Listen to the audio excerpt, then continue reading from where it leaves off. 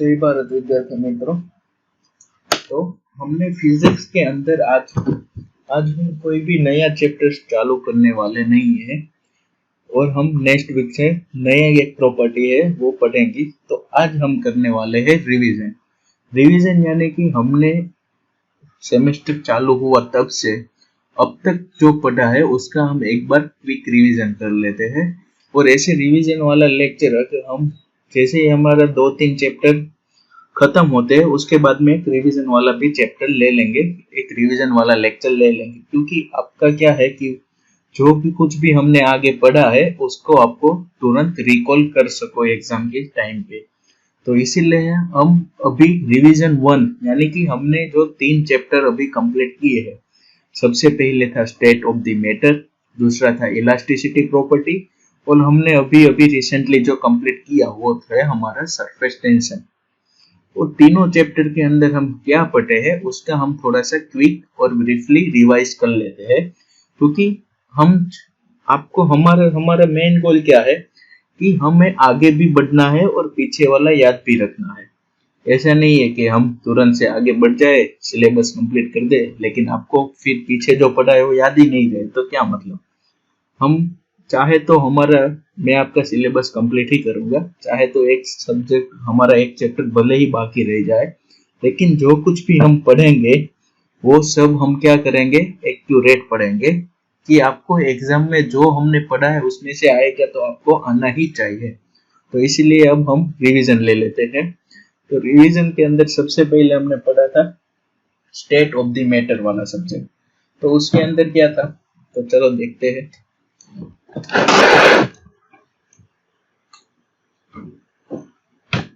Basic property of the matter. तो basic property of the matter के अंदर सबसे पहले तो हमने पता था कि मैटर क्या है। तो मैटर यानी कि कोई भी ऐसी चीज जिसके पास खुद का कोई मास है और वो कोई स्पेस ऑक्यूपाई करता है उसे हम बोलते हैं मैटर। यानी कि कोई भी ऐसी चीज, कोई भी ऐसा पदार्थ कि जो अपना खुद का मास हो उसके पास और वो हमें दिखती हो, यानी कि वो स्पेस के अंदर कोई ना कोई जगह है वो ऑक्यूपाई करती हो, तो उसे हम बोलते हैं मैटर। तो मैटर होने के लिए हमारे पास क्या है, 2 रिक्वायरमेंट होनी जरूरी है। एक तो उसके पास मास होना चाहिए और वो स्पेस में अपना कोई जगह ऑक्यूपाई करता होना चाहिए। तो मास क्या है, the measure of the amount of the stuff और a material that object content. यानी कि जो स्टफ यानी कि ऑब्जेक्ट के अंदर जो भी कोई है सोर्स, उसे हम मास कहते हैं। वेट क्या होता है, मास मल्टीप्लाई बाय ग्रेविटेशन करते हैं तो वेट मिलता है, लेकिन मास क्या है, खुद का प्रॉपर है, चाहे वो ग्रेविटी पे डिपेंड नहीं करता है। चाहे उसे आप अवकाश में ले जाओ, धरती पे रखो, चंद्रमा पे ले जाओ, कहीं पे भी ले जाओ, मास कांस्टेंट रहता है। हाँ, उसका ग्रेविटी के हिसाब से वेट जो है वो प्लस माइनस होता है, लेकिन मास कांस्टेंट है। और बात करते हैं वॉल्यूम को आपको पता है कि जैसे भी कोई चीज ने जितनी भी जगह रोकी है उसे हम उसका वॉल्यूम कहते हैं। तो ये दोनों चीज जो हमें है मास के और मैटर होने के लिए आवश्यक है। फिर स्टेट ऑफ द मैटर तो हमें पता है 3 स्टेप है, solid, liquid, gas and plasma. यानी कि 3 मेन है, सॉलिड, लिक्विड और गैस। तो हमें पता है सॉलिड कैसा है, लिक्विड कैसा है, गैस कैसा है। सॉलिड के पास खुद का मैटर होता है और प्रॉपर्ली वॉल्यूम होता है, यानी कि डिफाइंड शेप एंड साइज होता है। लिक्विड के अंदर वॉल्यूम होता है लेकिन शेप डिफाइनाइट नहीं होता है, क्योंकि आप उसे जिस भी पात्र में आप उसे डाल दो तो उस हिसाब का शेप जो है वो क्या करता है, गेन कर लेता है। लेकिन वॉल्यूम तो उसके पास फिक्स रहता है। मान लो कि 1 लीटर पानी है तो 1 लीटर ही रहेगा, चाहे आप उसे 5 लीटर के अंदर डालो या फिर 25 लीटर वाला कंटेनर के अंदर डालो, वो एक का एक ही रहेगा। हमारे पास कैसा है, सॉलिड, लिक्विड और गैस। हम लिक्विड की बात कर रहे थे कि लिक्विड का वॉल्यूम तो फिक्स ही रहता है। मान लो कि 1 लीटर का जो पानी है आपके पास, हमारे पास 1 लीटर पानी है, उसे हम चाहिए 5 लीटर वाली बाल्टी में डाले, 1000 लीटर वाले टैंक में डाले, उसका वॉल्यूम तो 1 लीटर ही रहेगा ना, बढ़ेगा तो नहीं। और उसे चाहे एक ग्लास में भी ले ले तो जो ग्लास में जितना होगा उतना वो अंदर चला जाएगा, बाद में वो बाहर आ जाएगा। यानी कि लिक्विड के पास वॉल्यूम जो है वो डिफाइनाइट है लेकिन शेप डिफाइनाइट नहीं है। जैसे भी शेप में डालोगे उस शेप में वो अपने आप को एक्सेस कर लेगा। और गैस, तो गैस के बाद तो भाई क्या है, कुछ भी नहीं है, वॉल्यूम भी नहीं है, शेप भी नहीं है। अब एक गुब्बारा है, वो फुलाओगे तो उसके अंदर जितना वॉल्यूम होगा वो रहेगा। अब आप उससे बड़ा गुब्बारे के अंदर वो गुब्बारे का वॉल्यूम डाल देते हो तो वो बड़ा बन जाएगा, यानी कि वॉल्यूम भी नहीं है, उसके पास शेप भी नहीं है। तो ये होता है सॉलिड, लिक्विड और गैस। फिर आता है तीनों की कंपैरिजन कि सॉलिड में क्या है, डिफाइनेट शेप है नहीं है, ये सब उसकी कंपैरिजन है। आप एक बार ध्यान से देख लो कंपैरिजन क्या है वो।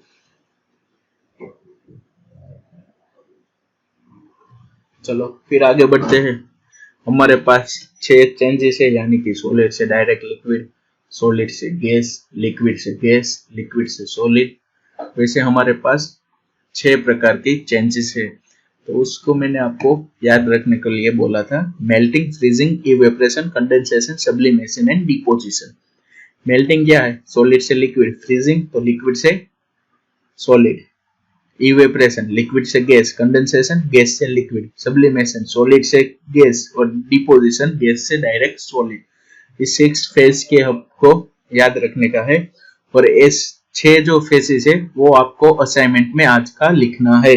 मैं साथ ही साथ बोल देता हूँ, जो भी असाइनमेंट में लिखना है वो बाद में क्वेश्चन नहीं आएगा। तो ये जो हमारी प्रेजेंटेशन की साइट है अभी, पीपीटी की जो पेज है, उसमें जो भी दिया गया है 6 फेज, वो आपको एक बार लिख के सबमिट कराना है। फिर बात आती है मैटर में एक्सटेंसिव प्रॉपर्टी और इंटेंसिव प्रॉपर्टी की। एक्सटेंसिव प्रॉपर्टी क्या होता है कि मास है, वॉल्यूम है, कैलोरी है, उस हिसाब से। और इंटेंसिव हार्डनेस, बॉइलिंग, जो बाहर से हमें पता चल जाए। डेंसिटी, तो डेंसिटी मास पर वॉल्यूम, उसे हम बोलते हैं डेंसिटी। और उसका यूनिट क्या है, किलोग्राम पर मीटर क्यूब। तो डेंसिटी की definition, the ratio of the mass of an object to its the volume, यानी कि जो हमारा मास है वो कितनी जगह पे ऑक्यूपाई हो गया है।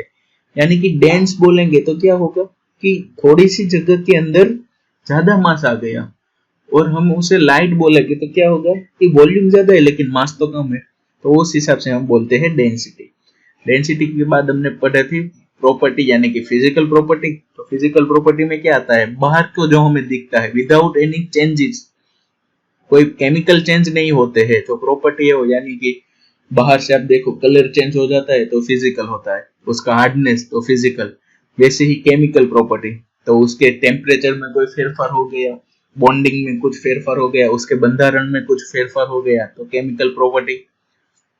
फिजिकल चेंज तो हम ऑब्जर्व कर सकते हैं हमारी नेक आई से, और केमिकल चेंज को कर नहीं सकते।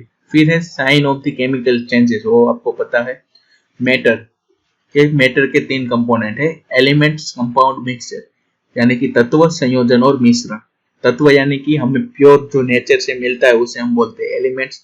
मिक्सचर यानी कि 2 पदार्थ एक दूसरे के साथ मिक्स हो जाना, उसे बोलते हैं मिक्सचर। और कंपाउंड, कंपोजिशन और कंपाउंड यानी कि संयोजन, 2 या उससे ज्यादा पदार्थ एक दूसरे के साथ मिक्स तो होते हैं लेकिन अपनी जो ओरिजिनल, जो उसका गुण धर्म है, ओरिजिनल जो प्रॉपर्टी है, वो भी डिस्चार्ज हो जाता है, यानी कि वो बनाए रखते नहीं है। यानी कि 2 पदार्थ एक दूसरे के साथ मिक्स होकर कोई नया तीसरा पदार्थ बनाता है, उसे हम बोलते हैं कंपाउंड। मिक्सचर के अंदर 2 है, हेट्रोजीनियस और होमोजीनियस। प्योर सब्सटेंस यानी कि वो हमारे एलिमेंट्स हो गए, प्योर सब्सटेंस जो हमें नेचर में से मिल जाता है वो कंपाउंड। तो when the substance that can be broken down only by the chemical method, यानी कि वो केमिकल मेथड से ही हम उसे डिपोजिशन कर सकते हैं। और मिक्सचर जो मैंने आपको बताया वो होमोजीनियस और हेट्रोजीनियस मिक्सचर। फिर आता है मिक्सचर को कैसे एक दूसरे के साथ से अलग करें, वो प्रोसेस ऑफ द मिक्सचर, अनमिक्सिंग। तो उसमें आता है फिल्ट्रेशन, डाइलेशन, वो सब। और लास्ट में हमने देखा था कंजर्वेशन ऑफ द मैटर, यानी कि law conservation of the mass conservation law या फिर मैटर कंजर्वेशन लो। तो उसमें हमें पता है जैसे एनर्जी कंजर्वेशन लो होता है हमारा, तो उसमें क्या होता है कि जो एनर्जी है हमारी वो ना तो नहीं बन पाती है, ना तो जो पुरानी है वो मिट जाती है। क्या होता है कि सिर्फ एक चेंज से एक स्टेट से दूसरे स्टेट में ट्रांसफर होती है। यानी कि मैकेनिकल इंजीनियरिंग, मैकेनिकल एनर्जी से आप क्या करते हो, हीट उत्पन्न कर सकते हो, हीट से आप फिर से क्या करते हो, काइनेटिक एनर्जी उत्पन्न कर सकते हो। यानी कि उसका जो ट्रांसफॉर्मेशन है वो पॉसिबल है, लेकिन उसका नया निर्माण करना या फिर जो है उसे मिटा देना वो पॉसिबल नहीं है। सेम टू सेम लॉ हमारा मास कंजर्वेशन का लॉ ये कहता है कि हम मास को बना नहीं सकते या फिर मास को हम डिस्ट्रॉय नहीं कर सकते। एक स्टेट से दूसरे स्टेट में हम फिर उसका ट्रांसफर कर सकते हैं। यानी कि आपके पास अभी कोई भी एक चौक हो, कोई भी वस्तु हो, आप तो उसे क्या आप तोड़ दोगे तो वो क्या होगा, अलग अलग हो जाएगा। लेकिन पहले जो उसका मास था, बाद में जो उसका मास था, मास तो रहेगा। वैसा तो नहीं आपने तोड़ दिया और गायब हो गया। तो सिर्फ क्या है, उसका ट्रांसफॉर्मेशन पॉसिबल है, लेकिन एक जगह से दूसरे जगह पे वो जा सकता है, लेकिन नया बन सकता नहीं है और मिट भी सकता नहीं है। तो ये सब हमने देखा था प्रॉपर्टी ऑफ द मैटर के अंदर। उसके बाद हमने चालू किया था इलास्टिसिटी। तो कहाँ पे है हमारा इलास्टिसिटी। फिर हमने देखा था mechanical property of the matter यानी कि इलास्टिसिटी। तो आपको बहुत ही अच्छे तरफ से याद होगा कि इलास्टिसिटी है क्या। इलास्टिसिटी यानी कि ऐसी प्रॉपर्टी कोई पदार्थ की कि उस पर आपने फोर्स लगाया तो उसमें चेंज होने वाला है, फोर्स मिटा दिया तो पहले जैसा था वैसे बन जाता है। बस यही तो बात है इलास्टिसिटी की। इसको हम हिंदी और गुजराती में स्थितिस्थापकता कहते हैं। अब बात करते हैं फोर्स की। तो फोर्स क्या होता है कि कोई भी न्यूटन का दूसरा नियम हमें फोर्स की डेफिनेशन देता है कि स्थिर पदार्थ है वो स्थिर रहने की ट्राई करेगा, कोई गतिमान पदार्थ है वो गति में रहने की ट्राई करेगा, तब तक कि जब तक हम उसको एक्सटर्नली कोई डिस्टरबेंस ना दे। यानी कि वो जो स्थिति में है वो सिस्टम वही स्थिति में रहने की कोशिश करेगी। लेकिन हम उसे एक्सटर्नली डिस्टर्बेंस, यानी कि कोई बॉल है वो गति में है तो हमने उसके बीच में हमारा हाथ रख दिया तो क्या होगा, वो स्थिर हो जाएगा। यानी कि जो हमें उस पे लगाया वो हो गया हमारा फोर्स। अब फोर्स में अब हमें बात करनी है डिफॉर्मिंग फोर्स। तो डिफॉर्मिंग फोर्स क्या क्या होता है कि जिस फोर्स लगाने से हमारा जो ऑब्जेक्ट है, हमारा जो पदार्थ है, उसकी शेप और साइज में डिफॉर्मेशन आता है या फिर उसकी शेप और साइज में कोई बदलाव होता है, तो वैसे फोर्स को हम बोलते हैं deforming force. Elasticity. The elasticity is the property of the object by virtue of which it regains its original configuration after the removal of the deforming force। deforming force लिखना बहुत ही आवश्यक है। अब सिर्फ फोर्स लिखोगे तो आपकी डेफिनेशन है वो गलत हो सकती है। खास याद रखना, कोई भी डेफिनेशन हो तो उसके अंदर जो मेन पॉइंट्स है, मेन है वो डिस्प्ले होना ही चाहिए। इलास्टिसिटी लिमिट मैंने आपको समझाया क्या है कि कोई हद तक वो इलास्टिक रहेगा ना। फिर आप ऐसा तो नहीं है फोर्स लगाते जाओ, लंबा होता चला गया, फोर्स निकालते जाओ, फिर से ओरिजिनल पोजीशन में आ गया, ऐसा तो नहीं है। कोई एक लिमिट तक वो क्या है वापस अपना शेप गेन करेगा, बाद में क्या होगा, टूट जाएगा।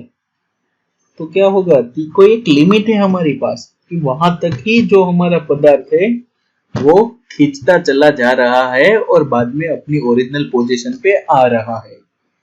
उससे बाहर, उस लिमिट से बाहर आप ट्राई करोगे तो कुछ नहीं होने वाला, वो पदार्थ हमारा टूट जाने वाला है। तो उसे हम बोलते हैं इलास्टिक लिमिट।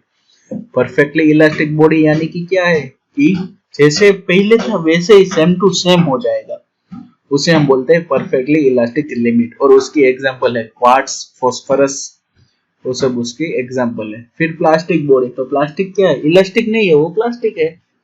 यानी कि जो अपने रीगेन नहीं करता है अपने शेप और साइज को, डिफॉर्मिंग फोर्स हटाने के बाद भी वो डिफॉर्मेशन में ही रहता है, तो उसे हम प्लास्टिक बोलते हैं। उस प्रॉपर्टी को हम प्लास्टिक बोलते हैं। तो ये हो गया प्लास्टिक बॉडी। स्ट्रेस और स्ट्रेन दोनों भाई बहन है, साथ में ही आते हैं।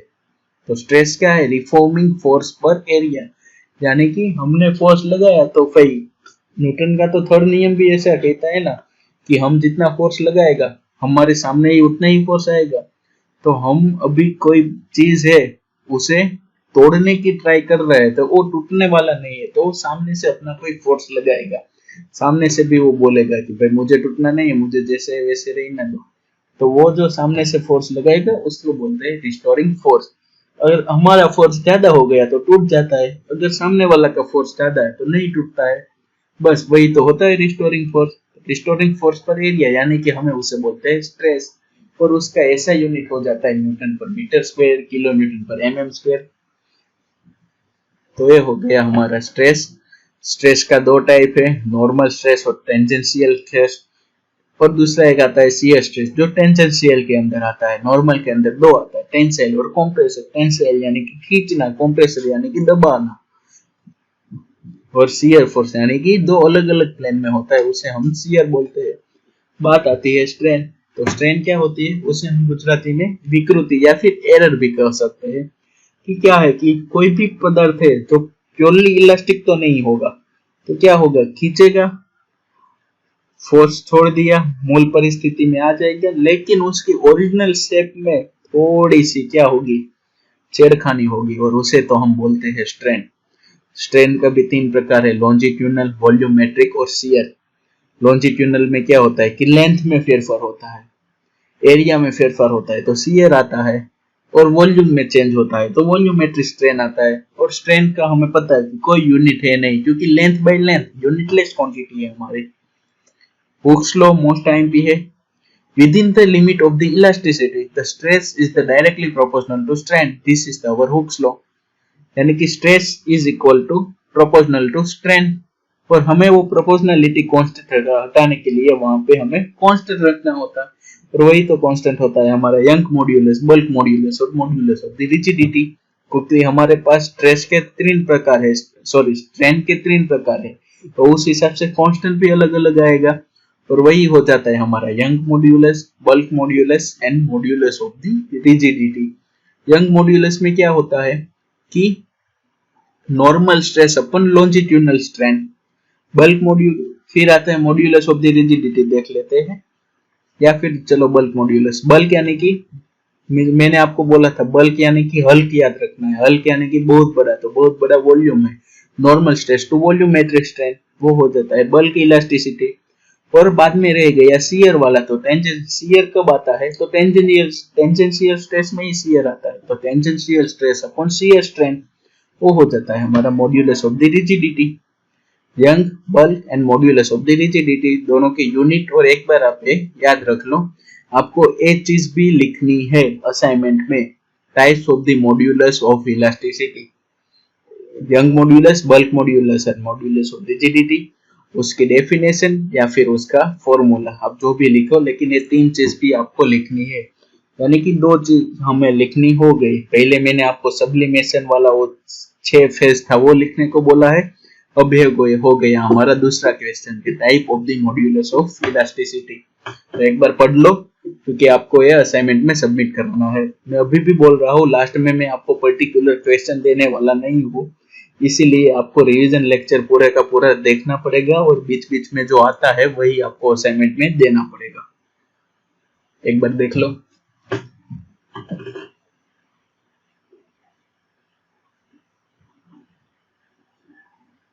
चलो अब हम बढ़ते हैं आगे, क्या है वो देख लेते हैं।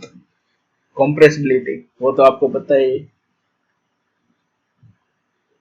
क्या होता है। कंप्रेसिबिलिटी में कंप्रेस होता है, छोटा होता है हमारा पदार्थ, और उसकी डेफिनेशन क्या है कि 1 बल्क मॉड्यूलस यानी compressibility. Limit of the elasticity आपने देख ली कैसे होता है वो। ब्रेकिंग स्ट्रेस यानी कि लिमिट ऑफ इलास्टिसिटी के बाद जो पदार्थ हमारा टूट जाता है, जिस फोर्स से हमारा पदार्थ टूट जाता है उसे हम बोलते हैं breaking stress. Elastic relaxation time यानी कि जो टाइम लगाता है फोर्स रिमूव करने से ओरिजिनल पोजीशन के बीच में जो टाइम लगता है उसे बोलते हैं elastic relaxation time. Elastic after effect वो भी देख लिया था। इलास्टिक फटीग्यू यानी कि जब वो टूट जाता है तो उसे बोलते हैं इलास्टिक फटीग्यू। डक्टाइल मटेरियल यानी वो क्या होता है कि उसके स्ट्रेस और स्ट्रेन में इलास्टिक हुक्स लॉ फॉलो नहीं, हुक्स लॉ को फॉलो करता है, लेकिन क्या है, प्रोपोर्शनलिटी नहीं होती है कि अगर स्ट्रेंथ थोड़ा सा बढ़ा तो स्ट्रेन बहुत ज्यादा बढ़ गया होगा, उसे बोलते हैं हम इलास्टिक मटेरियल, या sorry ductile material. Brittle material यानी कि तुरंत ही टूट जाता है, तो प्लास्टिक रेंज बहुत ही स्लो है उसकी। इलास्टोमर्स यानी कि क्या होता है, द सेम प्लास्टिक रेंज, कोई भी प्लास्टिक रेंज नहीं होती है, यानी कि डायरेक्ट इलास्टिस लिमिट ऑफ इलास्टिसिटी खत्म हो गई, टूट गया बस, और कोई बात नहीं। और ये एनर्जी आती है, उसका हमें फॉर्मूला ही याद रखना है कि 1/2 Young modulus into strain square. Poisson's ratio, Poisson's ratio क्या होता है, लॉन्जिट्यूडनल स्ट्रेन लेटरल स्ट्रेन दोनों के रेशियो, उसे बोलते हैं लॉन्जिट्यूडनल स्ट्रेन।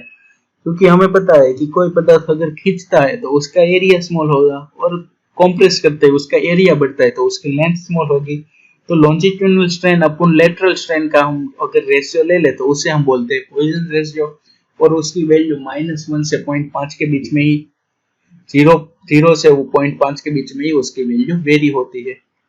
तो ये बात हो गई हमारी कौन सी, इलास्टिसिटी की बात। उसके बाद हमने पढ़ा था सरफेस टेंशन।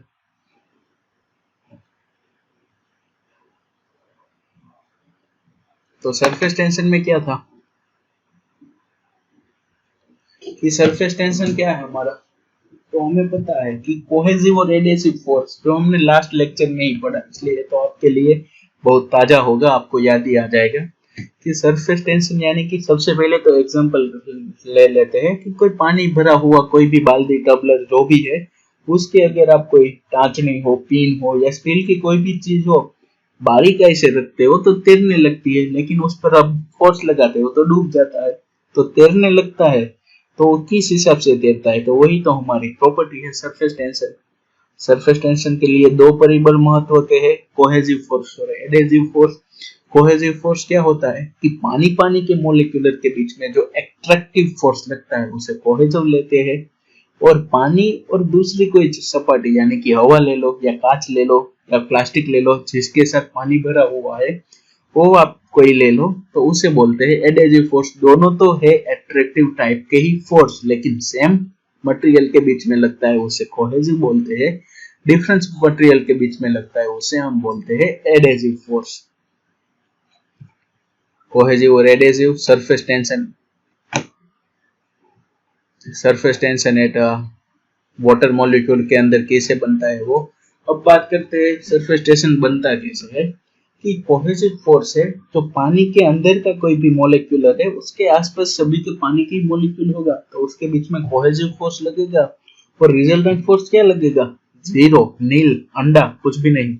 क्यों, क्योंकि चारों ओर से एक सरखा एक फोर्स लगेगा, कोई लेफ्ट साइड में खींच रहा है, कोई राइट, कोई ऊपर, कोई नीचे, तो रिजल्टेंट फोर्स जीरो होगा। लेकिन जो भी हमारा सरफेस पे है पानी का, वो पानी के मॉलिक्यूलर, वो बाद उसके बगल में क्या होगा, कांच हो तो कांच होगा, प्लास्टिक में भरा हो तो प्लास्टिक होगा, हवा में हो तो एयर होगा, तो वो क्या होगा, कोहेसिव और एडेसिव दोनों फोर्स उस पे अट्रैक्ट करेंगे। अगर कोहेसिव फोर्स ज्यादा होगा तो क्या होगा, वो नीचे की तरफ आने की ट्राई करेगा, और एडेसिव फोर्स ज्यादा होगा तो वो क्या होगा कि वो सपाटी सरफेस की तरफ रहने का ट्राई करेगा। तो अगर एडेसिव फोर्स ज्यादा हो गया तो पानी जो है हमारा स्ट्रेच हो जाता है, स्ट्रेच हो जाता है, और स्ट्रेच होने के कारण क्या होता है, एकदम पतला मेम्ब्रेन जैसा एक लेयर बनता है, और वो लेयर क्या है पता है, पता ही होगा ना, वही तो हमारा सरफेस टेंशन है। तो बस वो हो गया हमारा सरफेस टेंशन।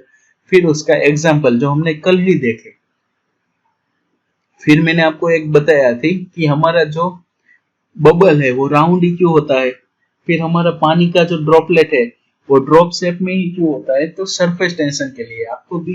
और एक और बात कि आपको एमसीक्यू में पूछा जाए कि सरफेस टेंशन की वजह से नीचे बताई गई हुई कौन सी जो हमारी सही है, तो उसमें हो सकता है कि पानी का बबल राउंड होता है, सोप का बबल राउंड होता है, तो उस हिसाब से आपको क्या है, सही सा ऑप्शन चुन के टिक मार्क करना है। सरफेस टेंशन बहुत ही इजी है, उसमें आपका कोई भी मार्क्स जाना नहीं चाहिए।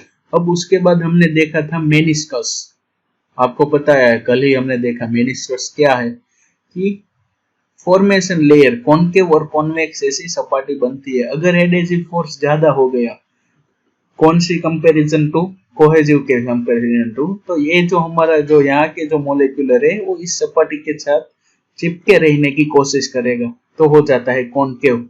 और एडेसिव फोर्स कम हो गया तो यहाँ से उसे जल्दी चले जाना है, क्योंकि तो क्या होगा, कोहेसिव फोर्स ज्यादा हो जाएगा तो वो चला जाता है, तो फिर हमारा हो जाता है कॉन्वेक्स। पानी और कांच कॉनकेव होता है और कांच और मर्क्यूरी कॉन्वेक्स होता है। इस इफेक्ट को बोलते हैं मेनिस्कस।